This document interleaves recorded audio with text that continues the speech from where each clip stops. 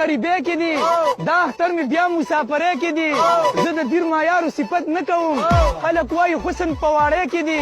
اوس هم په حجرو کې فیصلې کېږي دا رواج مو موند او غلنۍ کې دي څنګه کنډراتو توپ په چوک هېر کړم یو مقام مردان بل په تخبې کې دي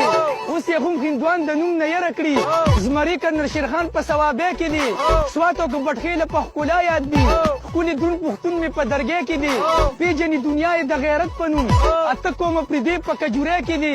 ډېر په عاشقانو مهربانه دي مزار پنځه پیرانه زارخانې کې دي لاړ شه د رحمان بابا مزار وینه